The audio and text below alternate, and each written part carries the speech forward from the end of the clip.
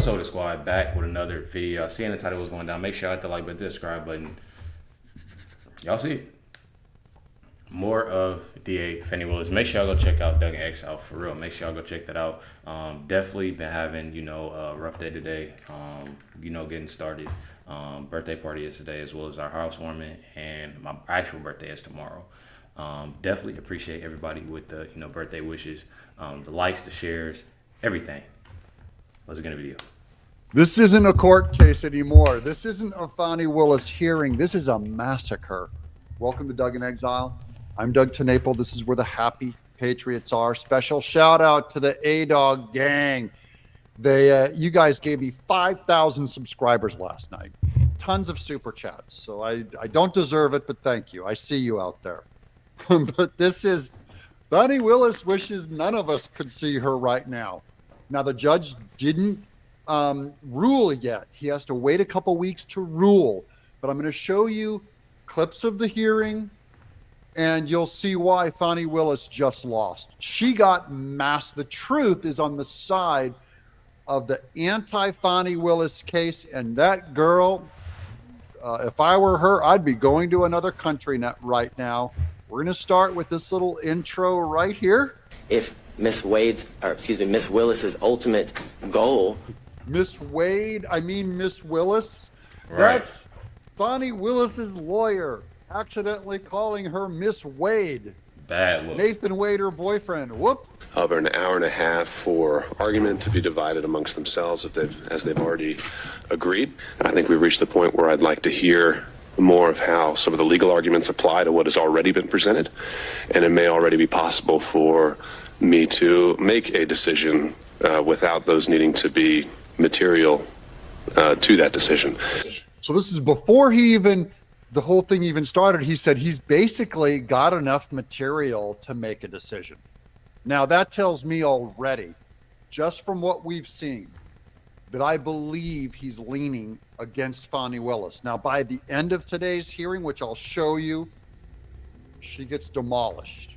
Now, first, let's look at her and Nathan Wade. Again, just to put you in the courtroom, this is what Fani Willis looked like. She's in a lovely red dress. 2021, they appeared 35 times. Now, I want to make clear to the court, both Miss Willis and Mr. Wade never denied that he had been to that condo before. The specific testimony that was elicited by Miss Willis and Mr. Wade was that he had never laid his head, was the direct quote, at that condo, which these records don't prove that he laid his head anywhere. If you were to believe. That's the sound of her lawyer, and he is really obnoxious sounding. Nathan Wade looks kind of sweaty, and Fani Willis looks cool as a cucumber. By the way, she left just before the whole thing finished, but they gave each side a couple hours to make their case, just to put your head in the room. Now we're going to get to, this isn't Stephen Sadow, who did also mop the floor with this case. This is the other defense attorney for Trump's side coming in and just going into the state and just saying, this is why Fani Willis is completely compromised. This whole case is demolished. Which requires impartially and without fear or favor discharge my duties as district attorney and take only my lawful compensation, so help me God. The general rule on conflicts of interest for lawyers is in Rule of Professional Conduct 1.7. And we all know, it's all drummed into us, that we cannot have a conflict of interest. And if we do, we have to withdraw or we will be disqualified. So all he's done right there is he just read out Fani Willis's oath as district attorney. Now he's going to go step by step and show how she has breached it all with conflict of interest. The basic idea is that a conflict of interest impairs the lawyer's independent professional judgment. That's the test of a conflict and whether it can be waived and whether it's disqualifying. And that conflict is not just financial. It can be any conflict that impairs your independent professional judgment, and you see that in McLaughlin v. Payne. The court asked what was a personal interest for purposes of disqualification. It's anything that impairs professional judgment. That's reflected in the ABA standards that were quoted by Mr. Merchant, which list the prosecutor's personal, political, financial, professional, business, property, or other interests or relationships. And that's really embedded in the prosecutor's oath to act impartially. Okay, she's already conflicted politically. By the way, you know who else is conflicted politically? Alvin Bragg, Letitia James, Judge Engeron, Chutkin, but especially Letitia James. The things they've said out of court prove they're conflicted. They have gone against their own oath. And the earlier disqualification order by Judge McBurney was based on political interests, not financial. What my colleagues have described as forensic misconduct is also cognizable as a conflict of interest based on that footnote in the Williams case. The root of all of the problems that we see in this court right now is a conflict of interest arising from their individual personal interests in perpetuating and concealing their relationship. That's the original sin from which all of the other problems flow. The first proof that they're concealing something with their relationship. That's his first point. There are 6 different actual conflicts of interest in this case, any one of which warrants disqualification, but collectively, practically compelling. First, the financial conflict that's already been covered. Second, the personal ambition, political ambition.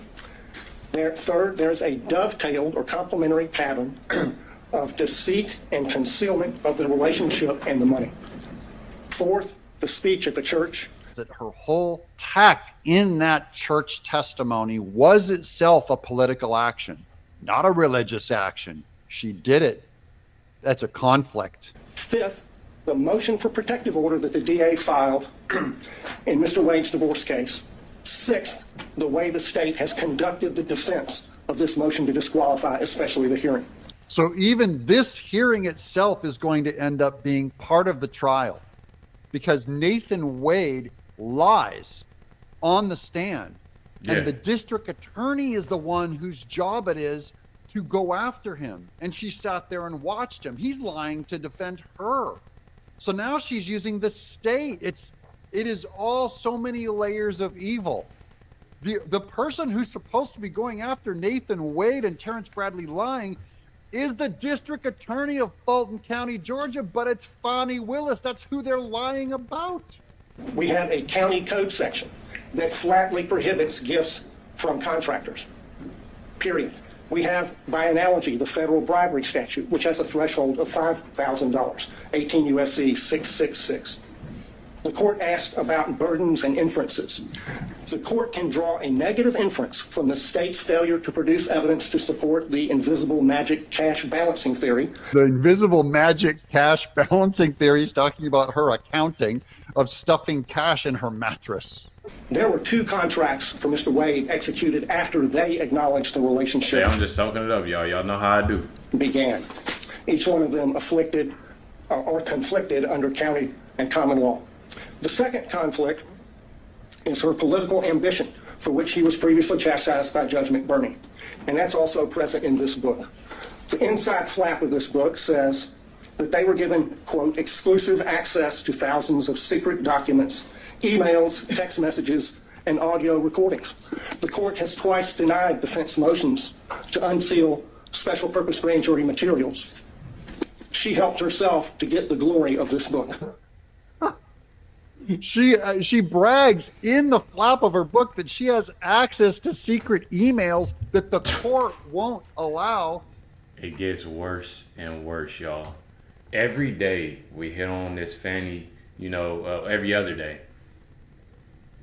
Technically every day. There's always something. Always something. The Trump defense to have. That's a conflict of interest in the front flap of the Fani Willis book. On the DA, under which she has 3 obligations. She has to go to the county commission to get approval to pay him like she did. She cannot accept gifts from a prohibited source. She has to disclose the gifts that she received. She evaded all of those requirements. Boom, boom, boom. Guilty, guilty, guilty. Section 2-69 of the county code prohibits gifts from prohibited sources, which he was. There is no boyfriend exception. His part in the pattern of concealment is a story you see in many divorce cases. The husband is hiding things from his wife. How much money he's making, the other woman, and what he's spending on the other woman. Ooh-wee. And he got on that stand He lied in his interrogatories, and he got on the stand and he lied about lying in the interrogatories. And the lawyers for the DA's office, they just sat there and let him do it. They did nothing to correct obviously perjured testimony. And you know he trying to get that point across, and he mad about it. I mean, you can tell. It's because it's the corruption. It's the mess. You know, man, y'all know I be trying to watch what I say on here. I try to watch what I say, y'all. In and of itself, that warrants disqualification of every one of them. When he perjured himself and lied on the stand to do something about it, and they did nothing, he goes, that alone disqualifies the entire office. He's got her. Judge McAfee can't do it. Wait, it gets even stronger. I've only got 1, 2, 3, 4. I see 5 more clips. It gets even stronger, guys. The reason they lied and covered it up was to avoid the trouble they're in right now.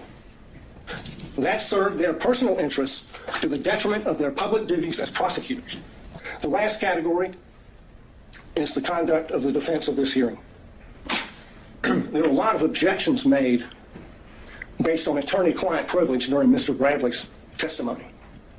Most of those objections were made by the state. But the privilege being asserted does not belong to the state. It belongs to Mr. Wade. That shows that the DA's office is serving the personal interests of the DA and Mr. Wade in carrying out further concealment and cover-up of their relationship, and not the cause of justice they are sworn to serve. That is a conflict of interest. The state is corrupt in this case. Talk to him. Even in this court case, that's the biggest thing McAfee has to look at. He's going, in my own court. Now, if McAfee sides with Fani Willis, he becomes part of endorsing the corrupt state. It's a continuation of the wrongful pattern of concealment and cover-up that they've engaged in since the beginning. But now they've enlisted the entire office in the enterprise. So that's going to disqualify the whole office on the Trump case. McAfee could go all the way and say, this whole thing's filthy rotten to the core. But I feel like you should already see that though. Like all the stuff that's into this, and I know you know in court, but all this that everybody's seeing, all the evidence, all that, you know, the text message from the emails to the money to, come on, y'all. Response to the motion to disqualify, they said this, and I quote, "To be absolutely clear, there is no evidence that D.A. Willis derived any financial benefit from Mr. Wade." That's on page 15. Flat out false. 10 lawyers in this case put their name on that, starting with the DA. So throw another log on the bonfire of conflicts of interest. Throw another log on the bonfire of conflicts of interest. 10 lawyers signed the document that said Fani Willis got no financial help. They're all corrupt. He's calling all of them out. By the way, this should tell you that Georgia, they have a little beating heart of a good legal man there and probably a good judge. You know what doesn't have a good judge? New York. That's why Engeron and Letitia James, their corruption goes all the way up. They don't have a Judge McAfee to stop it. They don't even have this lawyer to stop it. When I seen the stuff that happened with, you know, what's going on with Letitia James and the Judge Engeron stuff, now that stuff is wild. When I seen and was looking at information, and big shout outs to Doug, he does a lot of great information with this. I'm telling y'all, crazy. Neither does Washington, D.C., where Chutkan's going after Trump. The good news is Fulton County, Georgia, if you're watching, my Georgian people, there's still some good Republicans there in office and working to save the state from this corruption. We'll let this guy wrap up. Think of the message that would be sent if they were not disqualified. If this is tolerated, we'll get more of it. This office is a global laughingstock because of their conduct. They should be disqualified and the case should be dismissed. They should be. Y'all heard it. It ain't really nothing much to say, because I feel like everybody feels the same about this whole case. When I say everybody feels the same, I'm telling you, everybody feels the same way about this case. And it shouldn't be nobody in denial. It's messed up. You know, regardless if you dislike Trump, this is messed up. Regardless if Trump, anybody else, it's messed up. I mean, it's messed up by how they doing stuff. And they know it. I'm with him when he right. it should be this and it should be that. You already know what's going on. Make sure you hit the like and subscribe button. Make sure you also go check out Doug X out. Catch you on next one.